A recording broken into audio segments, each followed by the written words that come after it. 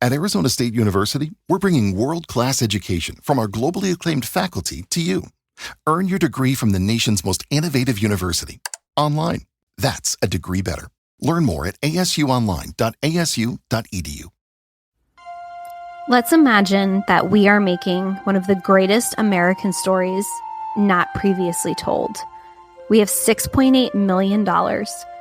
We're going to head to the most logical place possible to tell this story. Where do you think that is, Mary? Colonial Williamsburg? Absolutely not. We are headed straight up to the Black Creek Pioneer Village in Toronto, Ontario, Canada. Sure, that tracks. A wise woman once told me that it's never a good thing to run towards something if you're running away from something else. I don't know what those words mean. I guess what I'm asking is, what was Shailene running from?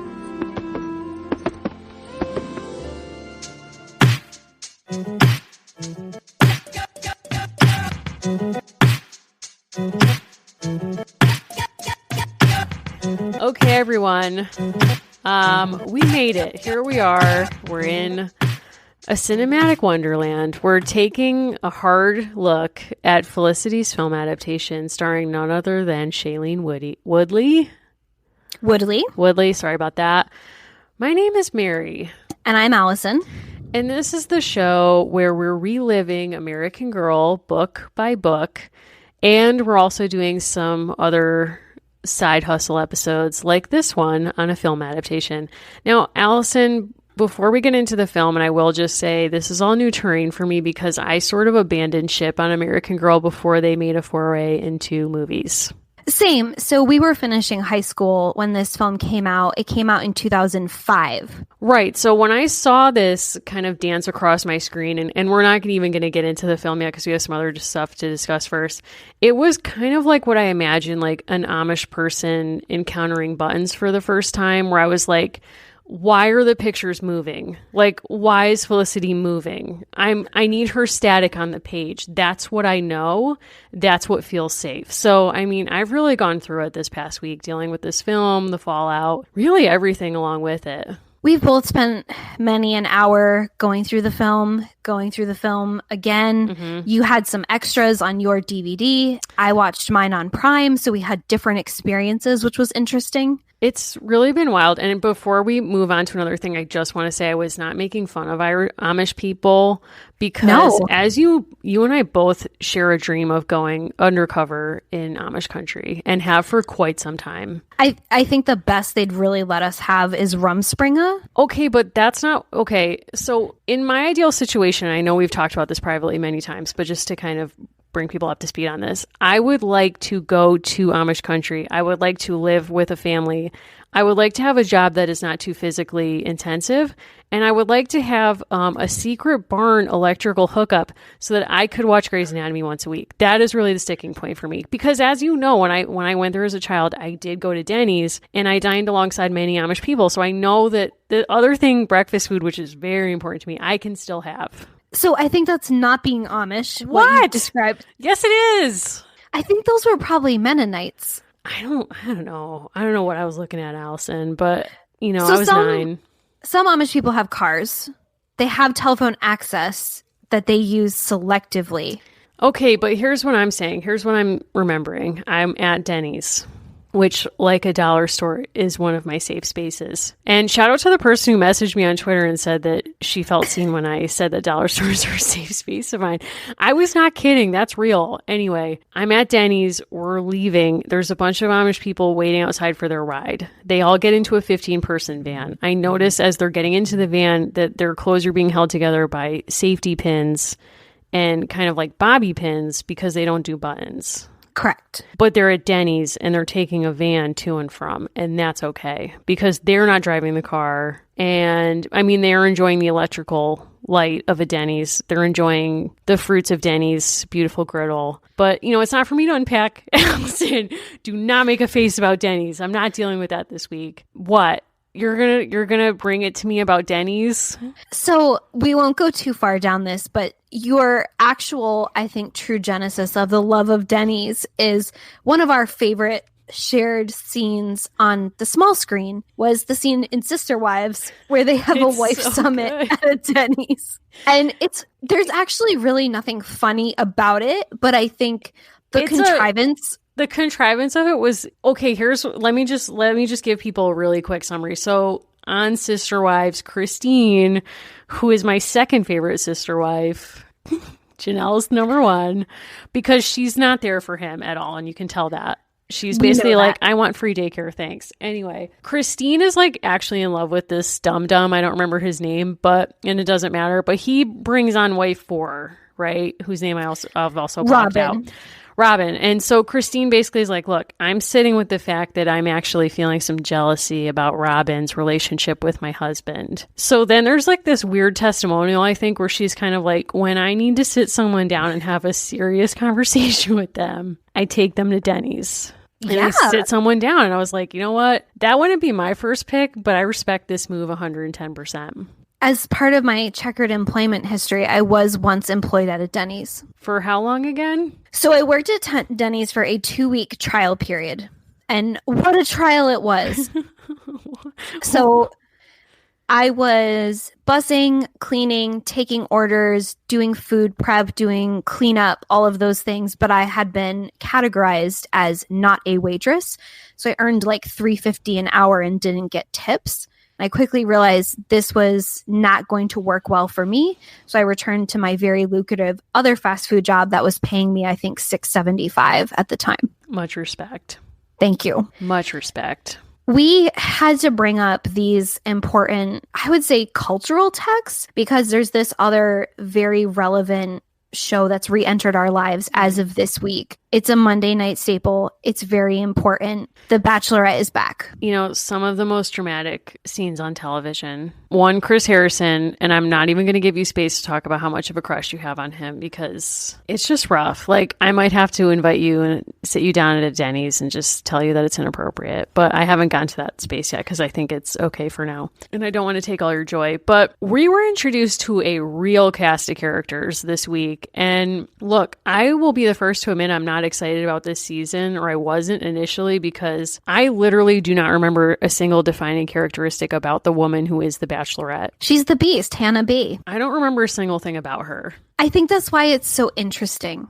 Yeah, because it's like, I want to know what direction she gave the producers about what her ideal man is. First of all, very interestingly, you can't, for those who are unacquainted, you're not allowed to speak about politics or religion on camera. So you can have those convos off camera, but it's never making it on the show and it's discouraged. We are introduced, they do pick like 3 guys before you meet all of them at the cocktail party to do a little like background, like extra tape on. One of these guys, I don't remember do you remember that guy's name, Allison? I can truly say I do not remember a single name. I refuse to commit any of their names to memory until we get to like the final 3 or 4 weeks because it's just not worth it. But they show him in the shower, of course, and you hear this voiceover where he's basically like, I know I'm really hot. Like, I know that about me. And I've been with a lot of women. And then one day I was in the shower and Jesus spoke to me. So I think that scene was derived from sort of Colton mythology. Mm-hmm. Like they were taking 2 random parts of his personality, like one being vaguely Christian and 2 showering all the time. And it made me worried because there's something we've noticed, like the less interesting the people, the more shower scenes there are. Yep. And the more helicopter and hot tub scenes there are. Yeah. Sometimes it's a chopper to a hot tub to a shower. And then they take a plane back. Indeed. Where it's like, oh, I can't possibly talk to you right now. Like we are in a 2-person plane. I have goggles on, like, or a windy cliff. A windy cliff achieves the same thing. And we saw the preview that there is going to be a windy cliff date later on, and there's a man like weeping. They love to have a man weeping on a cliff. If this interests you at all, we have to recommend a favorite book of ours, which is Amy Kaufman's Bachelor Nation, which is a fantastic book that she almost got sued and got many desist orders over, really getting into how this show is actually made. They never pay for a single experience for these people. It has to be comped or they won't film there. The revelations Amy was able to track down for this book are simply stunning. I mean, she takes you on the path from how these people get selected, what's in it for them, like what's their experience like getting vetted to be on the show, what's it like to live in the mansion. She finds out, among many other details, but this is one that has stayed with me, that they keep the roses in a trash can on ice. And that feels like a metaphor for the whole franchise. Is it not a metaphor for the actual nation we live in? Whew, yeah. I mean, oh my God, yes. It's times like these where I feel like we seek comfort on a different channel. Sometimes you have to go higher order, higher power, higher number. Yep. There's something happening on HBO that people cannot stop talking about. By people, I mean us. By people, I mean you and I. It's a Sunday night show sometimes, or I guess Monday night. I think it's Sundays. I am watching this show on, I don't want to say stolen, I want to say liberated HBO Go password. Thank you to the person who liberated it for me. It's taken over our lives. Like, honestly, you sent me a text, or I'm not even sure how we got into it, but you have like the perfect description for this show. So it's 3 words. It's Gay Downton Abbey and it's Gentleman Jack. And it is absolutely fantastic. This show is so good. Oh my God. I feel myself organizing my whole life around this show where I'm like, when is it on? I threw such a tantrum last night because just to like date it when we're recording this, last night was the Game of Thrones finale, which I could not care less about. Never seen it. Do not care. Not interested in people's hot takes. I mean, you basically you had a really bad internship one year where you were living in the hallway of a house. I'm not going to say where it was. I'm not going to say who you were with. And basically, I came to visit you one day and I was like, you are not well. Like, I took you around. I was like, I don't like where you're at. I don't like what's happening here. But something you did by way of self-care was that you read all of the Game of Thrones books that summer. I did. And you told me the plot. And I feel like that's as close as I ever need to come to this. Sometimes we read things for each other. So I was like, this is a 5,000 page commitment I'm making. You don't have to. Thank you. I appreciate that.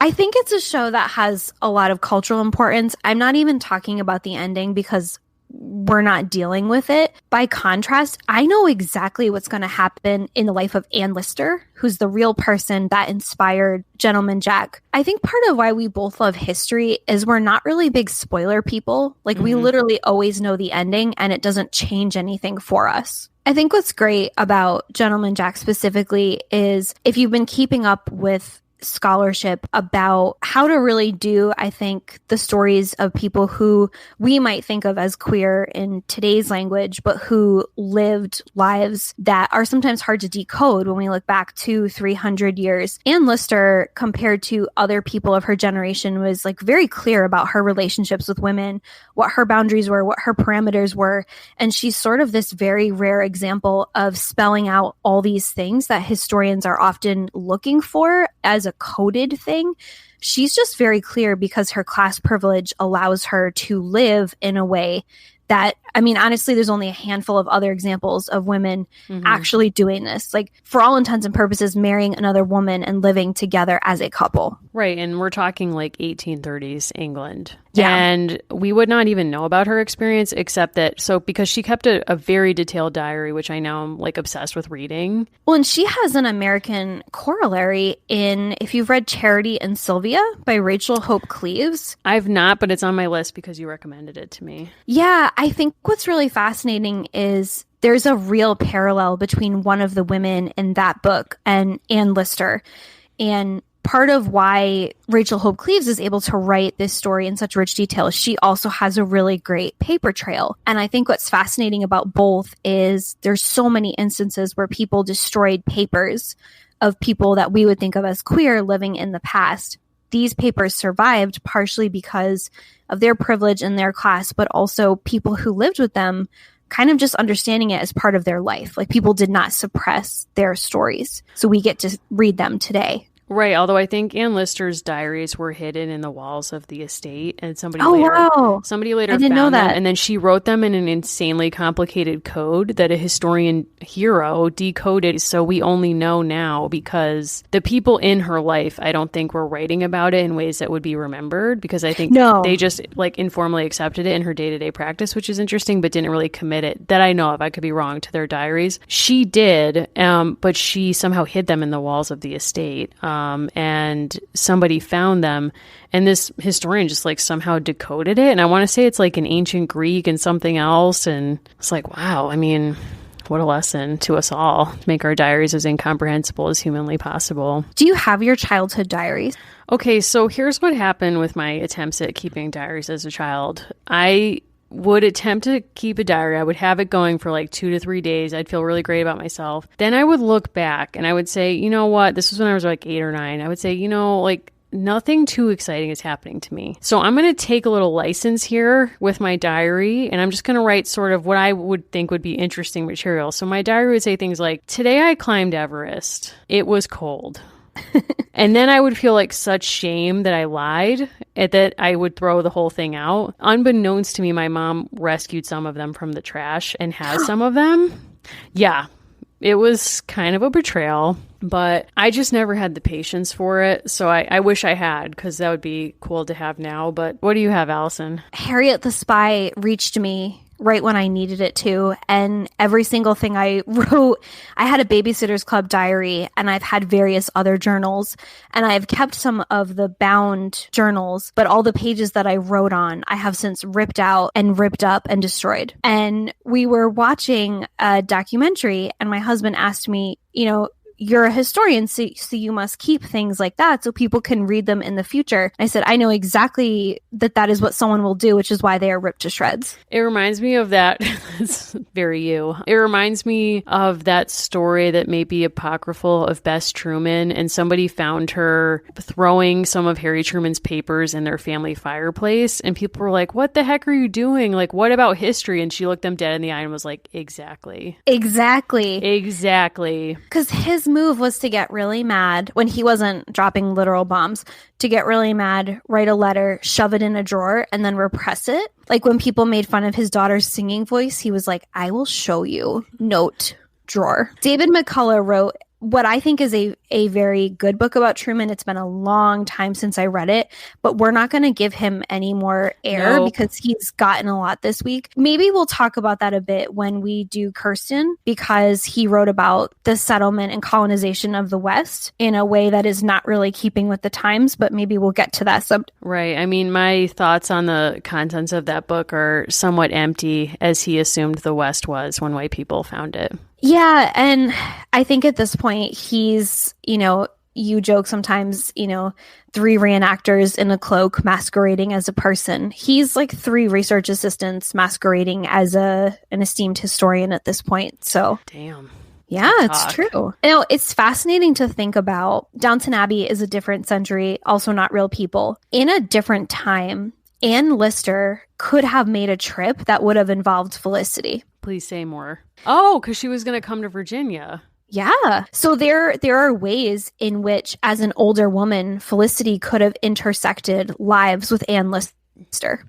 Wow. Let me just say, so there's a scene where Anne Lister is basically, when we meet her, like someone who's always on the go, like going to Paris because she can be with women more openly there, I guess. She's constantly traveling. She comes back and there's a local woman who's 29, aka Major Spinster, who has like 2,000 pounds a year fortune. And Anne's like, I could like fix this place up quite a bit / build a coal mine if I, air quotes, married her. And then it seems to me like we're 4 episodes in that she's developed real feelings there and like maybe can't separate what seems like kind of a business decision from what might have like real desire attached. Anyway, there are so many great scenes and characters. So one of the places she teases she'll go before she decides to pursue this woman is Virginia. But when she decides to stay and pursue her, we meet this cast of characters. And if there's anyone that you and I love in a historical adaptation, it's older women who are sitting in a sitting room and just saying whatever the hell they want. That's always, I mean, we've talked about this previously, that the actual correct March to like is the aunt. That's true. Aunt March is the correct March sister to like. Yes. But there's a scene where they're both named Anne, which is confusing, but the Anne that Anne Lister is pursuing, her aunt, she's like in a sitting room and the 2 Annes are there and they're like, yeah, we might go on vacation to Italy. And the aunt says, like, please never forget your brother died in Naples. And you're like, what? We both made screenshots of that. I'm looking for it. I like that because I like a person who takes things immediately to a place. I like people who are like, yeah, you think you're going to Disney World? Let me tell you how you could die there in 2 seconds. Yeah, you must never forget your brother died in Naples. That was a great moment. That was a beautiful moment. I hope we get another moment like that tonight on Gentleman Jack. I really can't wait. I can't wait to be an old lady who can just say whatever I want. Although realistically, like, we were watching it and I turned to Anna while we were watching it. And I was like, that's me in like 50 years. And then Anna just kind of stared at me and I was like, I guess it's me in 5 minutes.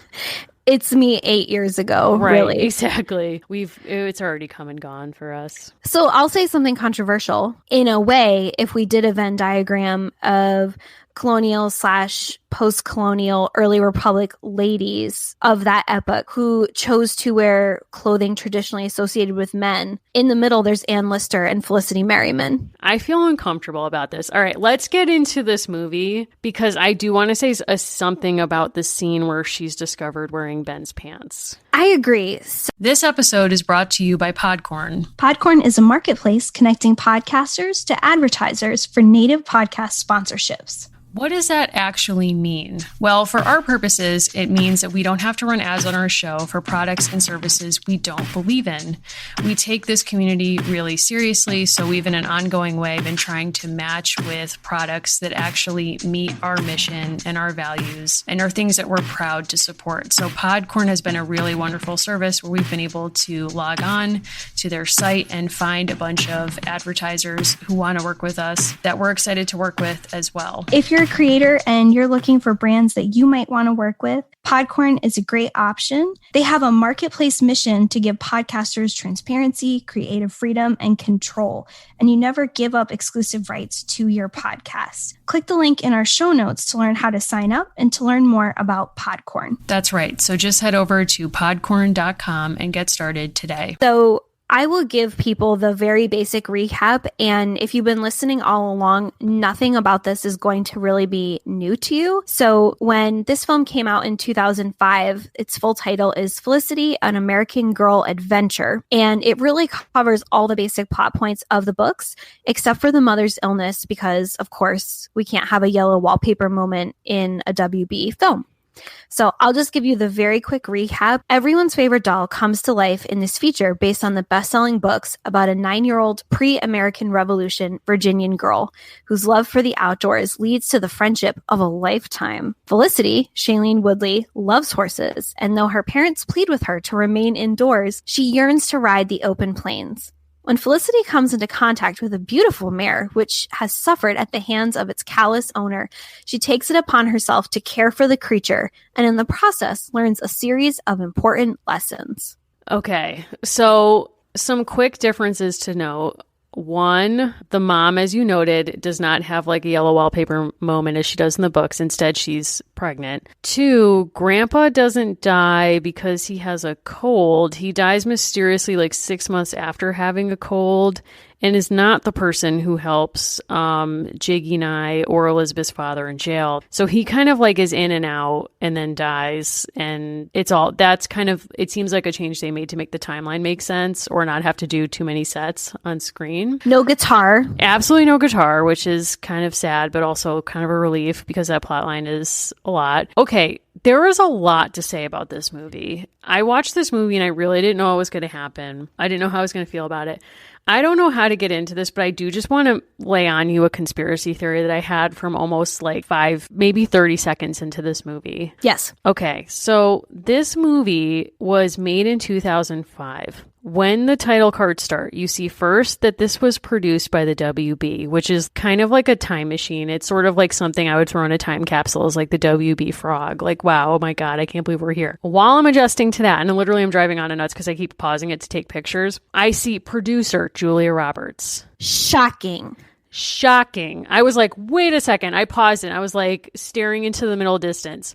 Julia Roberts produced this, okay? Then we see Shailene Woodley as Felicity. And I'm looking at her hairstyle, okay? And I'm basically like, oh my God. It's like I felt like Woodward and Bernstein probably felt Allison, this is real. Stop. This is real. I felt like they probably felt when they first cracked the code. When Woodward went to sit in on that police hearing where he's like, wait a second, all these guys who are being arrested or arraigned for the Watergate break-in, I think they've all been in the CIA. Like, that's weird. And he starts like pulling the threads that become the Watergate. Okay, that's how I felt when I saw her name. So I need to send you 2 pictures right now that I took, okay? I'm nervous. Don't be nervous. Everything's going to be fine. You're in a safe space. I never correct you, but I have to add a little specific thing. She's not just a producer. She's the executive producer. No. Thank you for that correction. It's needed. All right. Let me send you a couple screenshots and we will post these of one Shailene Woodley as Felicity. Okay. Is it Woodley? I don't know if I'm saying her name right and I don't want to mess it up because I do respect her talents. I think you're hung up on your Woodward moment and you want it to be Woody. What is her name? I believe it's Shailene Woodley. Okay, fine. Look, she's not Nan. I'm not too attached to this. But, okay, so I'm sending you... Did you see the picture I sent you? I'm kind of nervous. I sent you a picture of Shailene Woodley as Felicity. Now, we're going to post this. It's just her hair. It's like 2 candid screenshots I took. Am I the Bernstein? Oh, my God. You're hung up on that? Do you want me to write heartburn about you? Or have Mark write heartburn about you? I see the picture. All right. Okay. Now, that is Shailene Woodley as Felicity. Now, I did some research, okay? I jump on Google Images. I start doing some targeted searches for Julia Roberts' hair looks, okay? Here we go. Allison, Exhibit A, okay? Exhibit B. These are my Watergate tapes. Deal with it. The exact hair tint of Shailene Woodley in this film is drawn from Julia Roberts' aughts looks.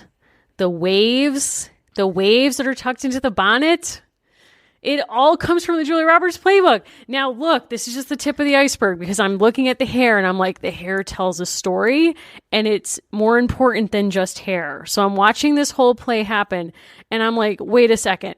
What if Julia Roberts, not unlike Ann Lister, was like, not unlike me, was like, hey, look, I wish I'd kept a diary, but I've blown it so many times. I've thrown it out.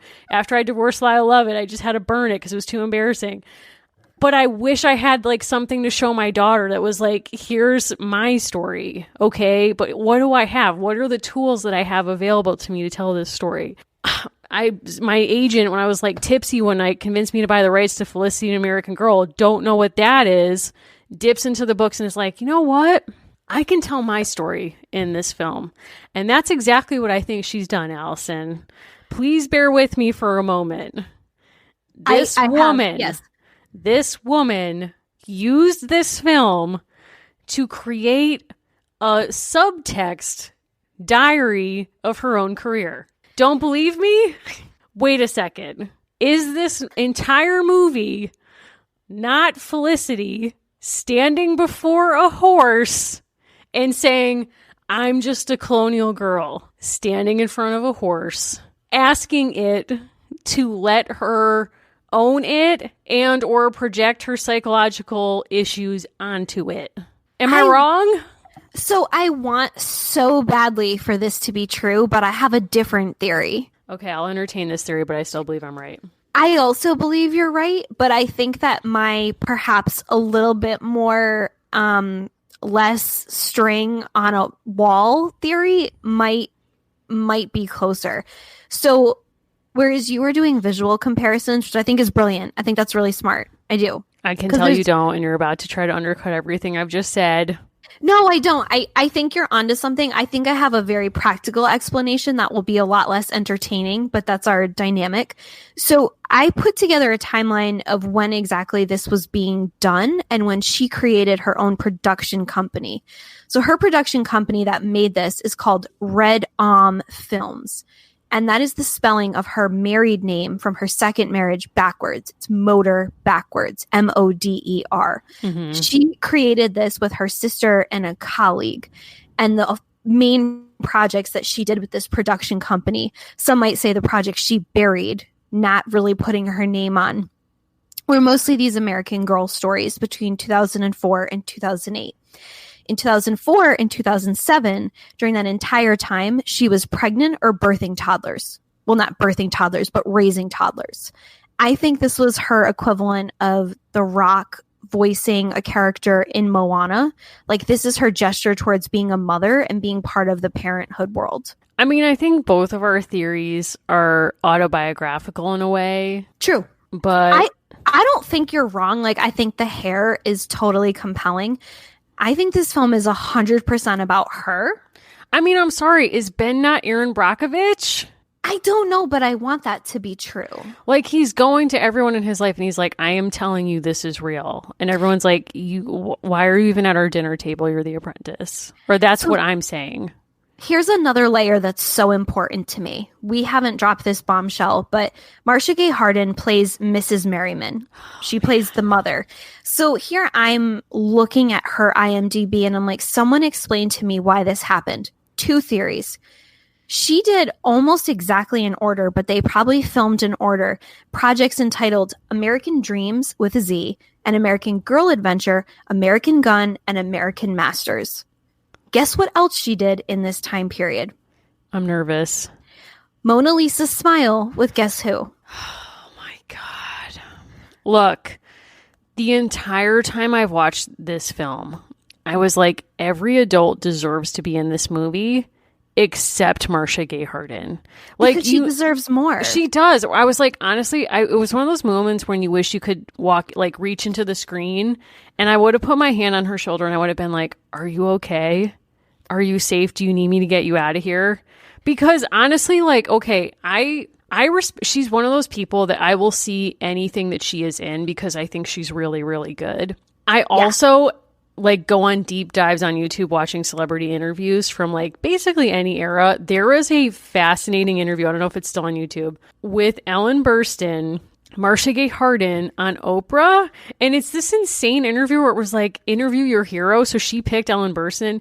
And in response to just being like, tell me about acting, Ellen Burstyn's like, I go beyond method. Like, there are times when I leave my apartment in New York and I don't bring a wallet and I live like a homeless person for a day just to remember how to feel. And Marcia's like, wow, oh my God. And it's like, okay, that's your hero, a person who needlessly lives as a homeless person in ways that are insulting to actual homeless people. But then it's like, this is your craft. If she said, here's what I respect. If when she's doing a press around this, she's like, I have 2 kids to send to college, I'd be like, proceed, carry on. God bless you. I hope this sells a lot of copies, whatever you need. But this is so beneath her. And the depiction of womanhood we get in this, I just want to say, is not much better than the books. Here is some agency that she gets. She gets to tell Felicity that Penny is preggo, unlike the books. She does. She does have that moment. Again, her illness is collapsed with the pregnancy plotline. We get the 2 of those together. I think there's things that feel even more egregious and outrageous because you're seeing them. You know, you had your sort of buttons situation. The scene where the mother is explaining to Felicity, sort of that Apple scene, how some of the most exciting things you can do never get seen or apparently appreciated by anyone in your life because they're invisible labor. In the film, Rose is standing right there. Right there. How many lines does Rose get the entire film? She gets not 1. 0. She gets 1 line. She gets 1. And what's it about? She's Felicity is like, it really doesn't feel like Christmas, does it, Rose? And she's like, it sure doesn't. The end. Thank you, Rose. Also, Marcus gets 1 line where he's like, hi, Miss Felicity, can I help you? He's in the store. The end. That's his 1 line. I believe he calls her Miss Merriman a few times and he smiles. Oh God, it's so bad. Oh my God. And also the scene. So the mom has the baby and then she has a mysterious postpartum illness where she's out of commission and Felicity is taking over being mom as she does in the books. And you see there's this really, honestly, that was the most emotional scene. It was very wrenching. She's praying and she's like, God, do not take my mom. I am not ready to lose my mom. She's already lost grandpa. Things are happening. She's like, Mom, I can't lose mom. Who's going to teach me how to sew and do stuff? Literally while she's talking, we're seeing a montage where she's sewing in front of the fireplace with Rose. She was like, no one is teaching me. No one is helping me. And I was like, again, even in your prayer life, Rose is invisible. Rose will never get justice in this universe. It's a new one has to be invented for her. And what's kind of a shock is like, so we watched different versions of this. I got a DVD from my local public library, which had on it many insane bonus features. But one of them is like Shailene and the actress who played Elizabeth taking us on a tour of Colonial Williamsburg, and also like a behind the scenes featurette. Which we know is a lie because they filmed in Canada. Correct. It's like them going for the first time to Colonial Williamsburg, and they're sort of like, oh my God, like the meeting house. Like, I remember this. And there's one point when they take their shoes off and they're trying to do a minuet in a building, and it's like super awkward. But there was no discussion of like, yeah, and there were enslaved people in Colonial Williamsburg, and we represent that in the film, and we consciously did XYZ to make that happen. Instead, they're just like, oh my God, this was like a vacay. It was totally crazy. I learned how to ride a horse, and it was like nuts, and I felt like really close to the horse, and it was beautiful, and my trainers were fun, and I did school for 8 hours a day. Thank you. Which I think is as much for their lawyers to feel covered as anything else. What I did love about the behind the scenes work is two things. One, Nan, the actress who plays Nan, you could tell was just as much fun and sassy off screen as she was on. She said my favorite line in the whole film, which I had to send to you as soon as I saw her say it, which is they're at the dinner table, and Ben, when the mom is with Grandpa and they get the letter that Ben has run away and is trying to leave his apprenticeship, Nan, with no context and with no prompting, just says, I hate Ben. And I was like, speaking for us all, thank you, Nan. We also get to hear exactly how Grandpa feels in this, unlike when Felicity kind of turns away and he says, that lad should be in prison. Yeah, not great. Not a great look on Grandpa. I want to know how you felt about the representation of Jiggy Nye. It was not great. So I think it was harder to see it because I think maybe when we were reading the books, we were able to minimize some of the violence against horses because it's really only vaguely referred to. Right. But there's two things. It's the same kind of plot line of like, he's cruel to Penny and he's not really able to train her well because he has an addiction to alcohol. But then the scene where Felicity reveals that she's just been riding the horse and she now wants it to be hers, and Jiggy Nye is explaining like that's not really how this works, I kind of felt myself siding with him. I think that, yeah, I understand that. I think it's hard sometimes to watch stuff as an adult because as someone who pays rent and pays bills, there's certain times where I'm like, yeah, this is unfair, and this economy of like living in capitalism period is not a good feeling and extracts labor and goods and rights from almost everyone who participates in it. That's all to say, though, that when she literally rolls up on the horse and is like, he said anyone who could ride it could have her. It's like, you're being a brat right now. Right, like, because she's not saying it like this. She doesn't lead with, he is abusing this horse. He's going to kill it. To save the horse's life, I took the horse and I'm prepared to suffer the consequences. Instead, she's like, well, he said if anyone could ride it, they could have it. So here I am. And it's like, you just sound like a brat who like took somebody else's Hot Wheels. Like, it's just not super convincing. I don't know. Because the thing is, it is different to watch it on film and see an animal be abused. Like that was really jarring. And it did kind of make you wonder how no other adults in that world were paying attention to that or felt the need to do anything about it. But then you zoom out and you think, wow, why aren't they doing anything about any of the other real violence in their community against other human beings? And then you have to remember the moment in time that you're in. And I think that's somewhat of the trouble of portraying a historical moment on screen in which you kind of want to have it both ways, where you want features of modern life.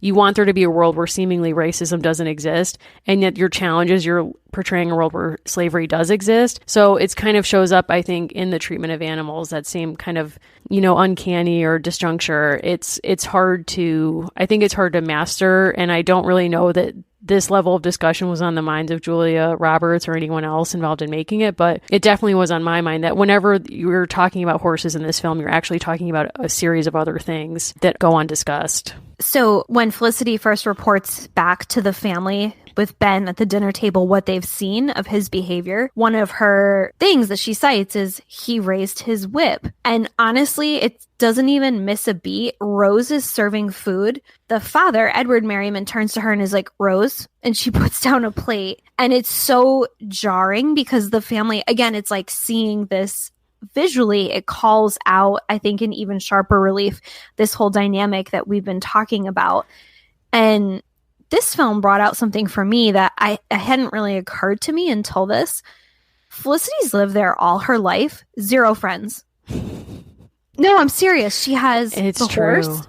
And then Elizabeth comes to town because the father is so relieved that she makes a friend with Elizabeth's arrival.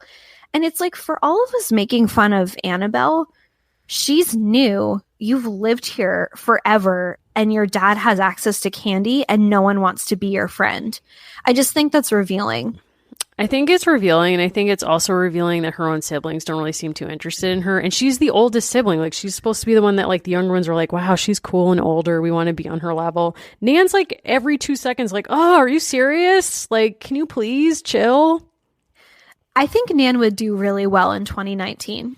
I would be Nan's friend yesterday. Like, I love Nan. I love her energy. She wouldn't be friends with us, though. But you know what? That would make me respect her all the more. I know. It's just, but it is kind of shocking that the only friends that she can handle or get are like Ben, her father's apprentice, who in a way is being paid to be her friend. Yeah. And, you know, Elizabeth and Annabelle. But it's like, are there really no other girls her age who live in Colonial Williamsburg? That can't possibly be true. And she's going to these common spaces like churches. Her father owns the general store or the store. I mean, she has space. It's not like she's off on a farm somewhere and she never leaves her home. So it's like, well, I have siblings and that's about all, or cousins within striking distance. No. She's out and about. She's running around. She's sneaking off in the night with pants on. Like, okay, let me say something about the pants. Yes. A scene that I literally had to pause because I had to ask Anna if she heard what I heard. She sneaks out. She's wearing his pants. She comes back after, like, say, a couple months of doing this. Ben walks in on her taking the pants off. Really didn't like this scene because it just felt really inappropriate. The first words out of her mouth are, "It's not what you think it is." What did she think he thought it was? I'm honestly stunned. I don't know. I don't think I caught that. So you're a colonial windbag wearing a whistle. You walk into the barn of the family for whom you are an apprentice. You see a 9 or 10-year-old girl, I can't remember how old she is at that point, taking off a pair of your pants. What do you imagine is happening? She's like, it's not what you think. It's like, is there a common thing we're all supposed to think is happening there? I think, to me, that's the reflex of, that's a line that would fit beautifully in WB programming of that era. Like, that's a line from Everwood. That's a line from Seventh Heaven. Like, that's Ruthie hijinks, if you like Seventh Heaven. It is. That's classic Ruthie situation. Oh my God. That's like on Seventh Heaven, they would account everything to being like a preacher kid. They were like, that's like PK stuff. You don't understand this. Like, when something would happen on the show, and Simon in particular would be like, oh, it's so hard to be PK. Like, you don't get it. And I'm not PK, so maybe I just didn't get it. But I was like, wow, this is like an exotic culture I don't understand. If you have done a project explaining how Jessica Biel went from the world of Seventh Heaven to The Sinner and A Marriage with Justin Timberlake, I want you to reach out to us. I want to say this. I think the through line is like, she finds corniness enticing, because I think Justin Timberlake is corny now. And I think Seventh Heaven was corny. Yeah. And I say that as someone, like, I watched it, so I know of what I speak. I was there for most of the WB programming. I loved it. Now, I learned something, because I was also trying to, parse all this out. Okay, there's the WB, there's Julia Roberts. The woman who directed this film also does Lifetime movies, which tracks, right?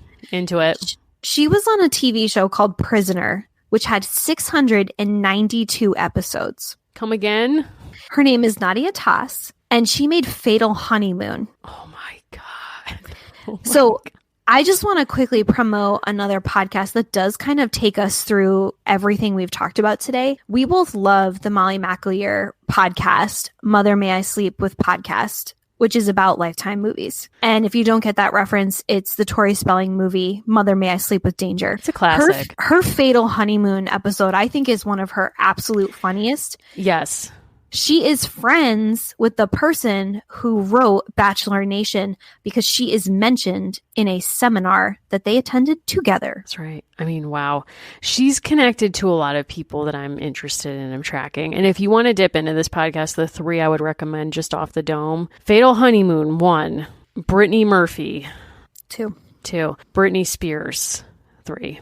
The Britney Spears one is a real time commitment. If I remember, it's very long, but it filled me with rage. Yeah. It made me cry. It was, I mean, as we know, like we've talked about Britney on the show before, Britney is like a litmus test. She is something you like can drop down into in American culture, and it explains everything. It does. And again, she's also very much of this moment. It's interesting to think of Shailene Woodley and Britney Spears taking these two very different trajectories, because Shailene Woodley has really done a lot of different, I would say, random artistic films. And Britney Spears has basically stuck to like, no, I kind of do Disney kitsch for adults. She did make Crossroads. So I just want to say that was a moment when I think she was trying to be, I'm putting this in scare quotes, artistic. Would you say that's not kitsch? I don't think she thought it was kitsch. I think that's the important point. I mean, what we make of it is entirely different and dislocated from what she was intending. But that was the moment when she made I'm Not a Girl, Not Yet a Woman. And she thought that was like a serious statement of independence. And at the time I was like, oh boy. But I mean, now I quote that line all the time about myself when it most likely does not apply. But yeah, I don't know.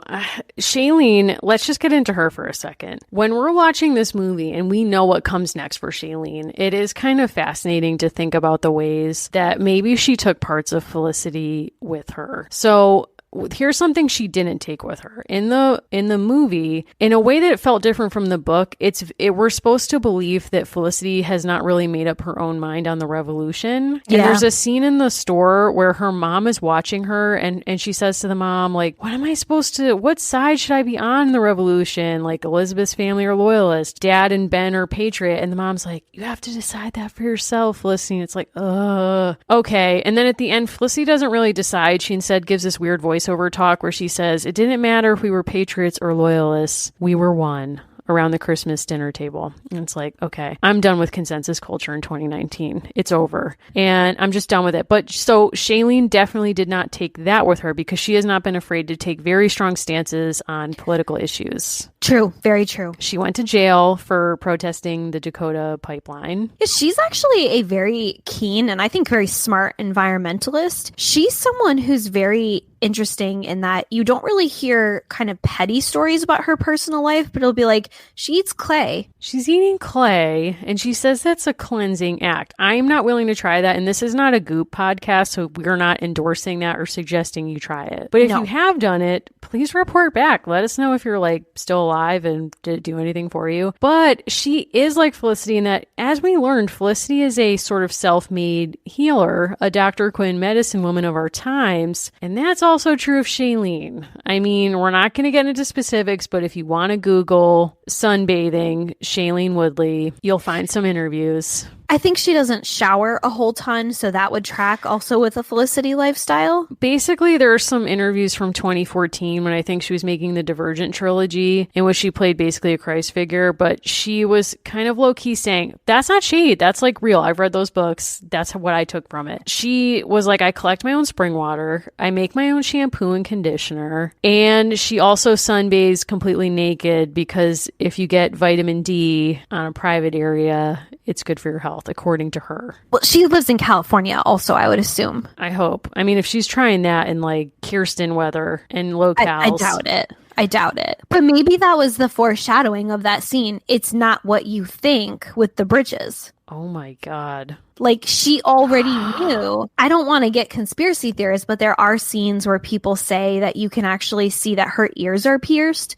So it's like how much of this is a character and how much of this is Shailene telling us about the future. Basically, what I'm taking from our conversation is that both Shailene and Julia Roberts, in very different ways, were using the Felicity text as a kind of cipher for their own stories. And I want to share this. I think one of my new favorite genres of people responding to all of this, my number one favorite genre is people reaching out to us and telling us what they think of the stories or what they think of something that was talked about. My second favorite is grown men who go on websites to review this content, which couldn't be made less with them in mind. A man named Kevin writes to us, watching Felicity learn the ins and outs of etiquette during tea or the place of a woman in the 1770s was just dull. He gives the film a 2 out of 5. Did we ask Kevin? What? Wait, where did Kevin write this? This is Rotten Tomatoes, so you may check my sources if you'd like. Oh my God. Okay, can adult men please stay off? I mean, this is like the most impossible dream in the world. I could not care less about what any adult man needs to contribute to the internet anymore in 2019. It's over. Go into a cave. It's done. Like, he was the official critic that was reached out to or who contacted them. He gives the Blu-ray one or 2 out of 5, and overall he gives it a 2. You know, he comments that there's a strong message, and he notes, like I said earlier, I'm not, nor have I ever been, a 10-year-old girl. I found this film to be a bit of a softball. And you know what I'm going to say to you, Kevin? I feel like that's coded language about softball, and I don't like it. Get out of here. He couldn't hang in one softball game. I'll tell you that, Kevin. No. The thing I liked most was the fact that it didn't try to tackle the problems of the world. It didn't try to put Felicity in the thick of the politics. I think this is a person who didn't really grasp what these series are about. I feel like it's David McCullough, and he's like, you know what? I kind of stumbled into this movie doing some research for John Adams and whatnot content. Didn't he write some other book about the American Revolution? He did. So he has a book about the founders, and then he has... I actually like John Adams. It's been a while since I've read it, but yeah, I like didn't that too. find it. If it had been a one-off, I'd be like, wow, what a cute older man. He wrote this book about John Adams. Cool. And then he kind of, I don't know, like pivoted to tell a story about a woman. I don't know, like Other Impossible Dreams, but... Like, I would say this, if you want to actually learn something new and enriching and really brilliant about the Adams, go read the work of Sarah Georgini. Yes. And we can link to that. Go read her work. That's fantastic. That's actually interesting. If you need, for some reason, to pick up a light and fluffy about an elderly gentleman of the past, he's your guy. And I'm saying, like, I don't have anything against presidential biography if it's well done. And again, it's been a while since I read those. I think the challenge is making sure that's not the only story people read. Right. And I remember I read John Adams, I think when I was in high school or something. And it was something that I was volunteering at a nursing home at the time. And it was like the thing I could talk about with all the older men who lived in the nursing home where I was working, because anything military or white boy history related is like catnip to them. So I would sort of just say like John Adams, and they'd be like, he's a huge crank. Like, he was a bad president, this and that. George Washington was amazing.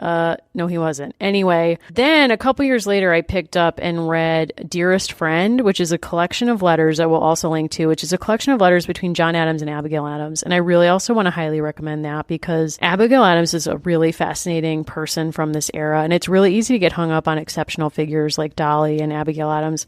But that's not to say that you shouldn't appreciate reading their words. And I love the way that they write to one another. And it really is a companionate marriage from that era. Maybe something kind of spectacular, but it's kind of a relationship that seems even progressive in the world of Felicity's books. Like, when I was watching the movie, and Marcia Gay Harden plays it so like housework is the most important thing, like to be a homemaker and a woman. To be a woman it means that you aspire to be a homemaker.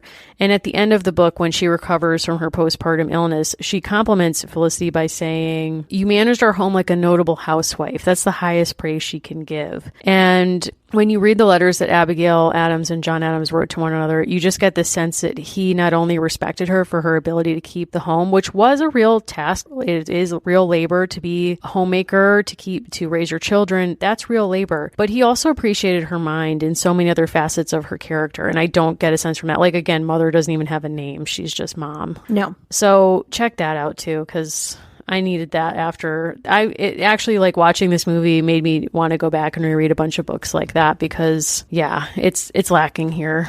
No, in talking about this world, we also were discussing a little bit that we wanted to make another reading recommendation that kind of gets at a different aspect of women's lives from this time period. And this is set in a northern context, but I think it will make a lot of sense with what you're reading. We've mentioned before on this podcast that we both really love the book about Martha Ballard, who's a midwife. And that book gives you a lot of information about kind of women's worlds of that time period and how women shared medical information with one another.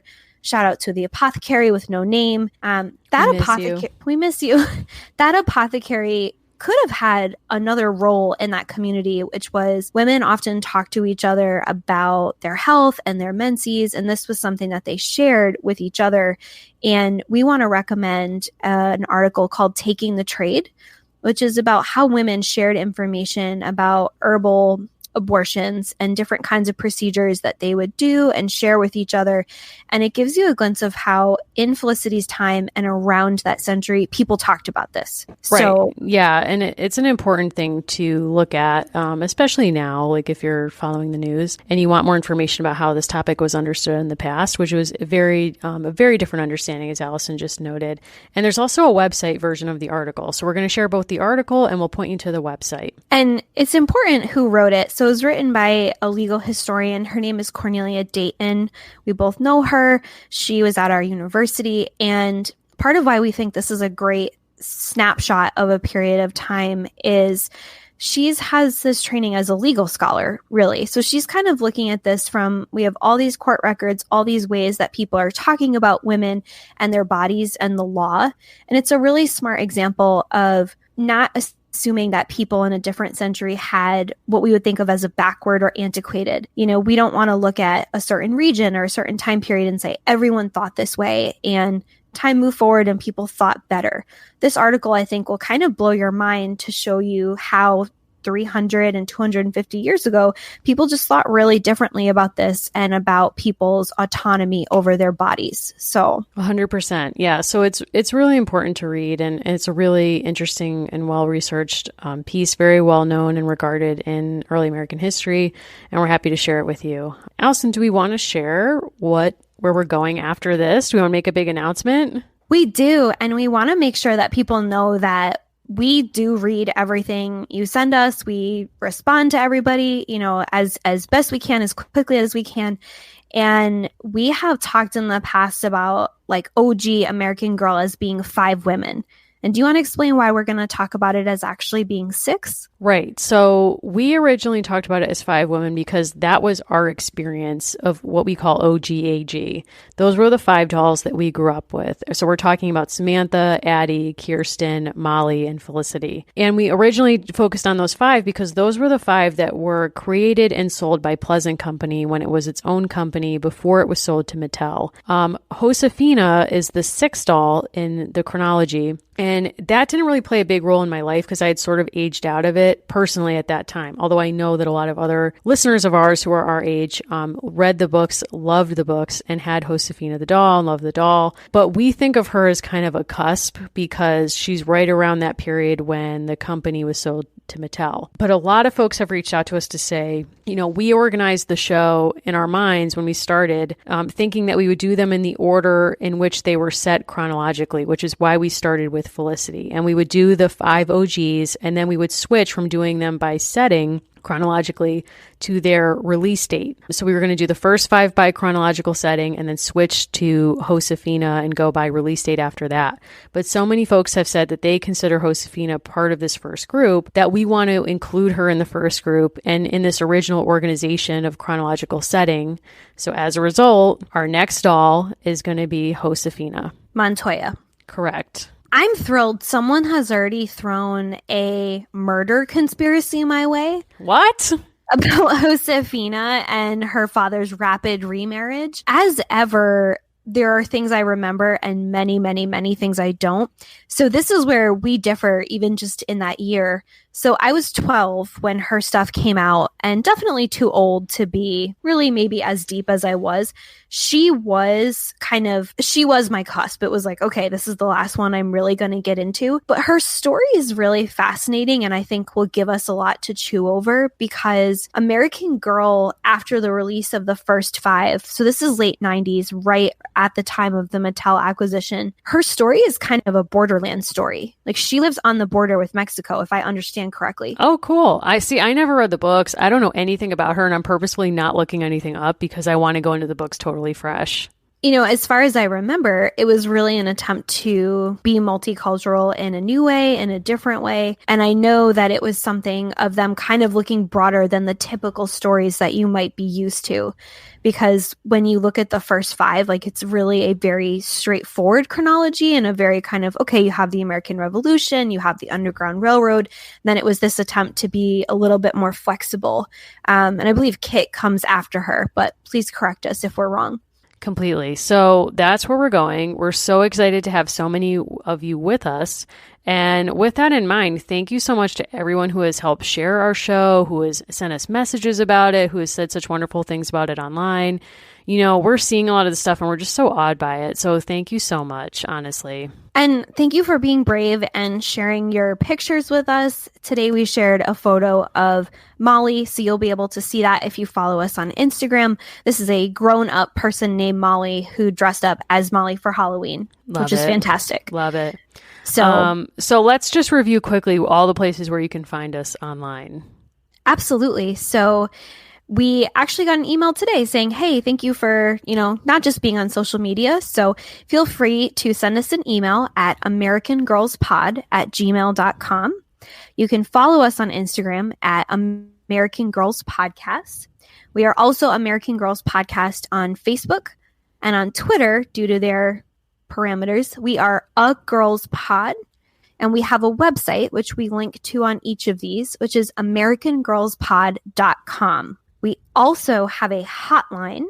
And when you go on our website, you can click right on that link on your telephone and call and leave us a message. We would absolutely love to hear from you on the hotline. We are so excited to have the hotline, and we would love to do an episode answering your questions.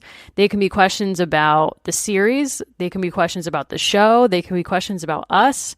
They can be questions about pop culture. I mean, look, I'm opening the hotline. I will take what's there, and we will work through it. If you call us as Ann Lister, we will include it. I'm making we'll air it. Like, no, yeah. Well, agreed. That's happening. And we should also say that on the website, when you go onto the website, you'll see a page that says share your story. And if you click on that link, it takes you to a form where we invite you to share your own American Girl story. It can be any story about how you first found out about American Girl, your favorite American Girl book, things you remember, games you remember playing with your doll, maybe dresses you made. Did you go to an American Girl birthday party? Did you have one? Did you go to a historical interpretation, American Girl event at your local house museum? Whatever it is, did you fight with your friends about who is the best American Girl? Did you write fan fiction? Really, whatever your story is, go on there and share it with us. You can type your story. You can upload a voice memo of you telling us your story, and we might air it on the show. You can share video with us, really whatever you want to do. And again, you can call the hotline and leave us a message as well. And we'll leave you with a parting thought, which is that one of the toys for Josefina is a goat named Sombrita. I'm excited. I can't be more excited about this. I'm genuinely this is going into a total unknown. So it's great for me. I'm really excited. And just to say, you can find Allison and I online as well. Allison, where can people find you on Insta and Twitter? So I am at Allison Horrocks, and you can find the spelling of that in our show notes or on the title of the podcast. So you can find me there on Twitter and on Instagram, and you can also find me on Facebook. There you go. And I'm also on Facebook. I'm on Instagram at Mimi Mahoney. I'm on Twitter at Mary Mahoney123, and you can find all our links again on the website as well. So we look forward to hearing from you. We've loved hearing from all of those you've heard from so far. And thank you so much for listening. We'll see you soon. I think I know more about American Girl than you do. You never listen to any American Girl story. From walking barefoot in the snow to hiking for miles for a view, it feels good to connect with our simpler side. Simplifying your wellness with Kachava's all-in-one nutrition shake feels good too. With 25 grams of protein, 6 grams of fiber, greens, adaptogens, and more. No fillers, no nonsense. Just the highest quality ingredients. New customers get $20 off an order of 2 bags or more now through January 31st when they go to Kachava, KACHAVA.com, and use code HEALTH. I earned my degree online at Arizona State University. I chose to get my degree at ASU because I knew that I'd get a quality education, they were recognized for excellence, and that I would be prepared for the workforce upon graduating. To be associated with ASU, both as a student and alum, it makes me extremely proud, and having experienced the program, I know now that I'm set up for success. Learn more at asuonline.asu.edu.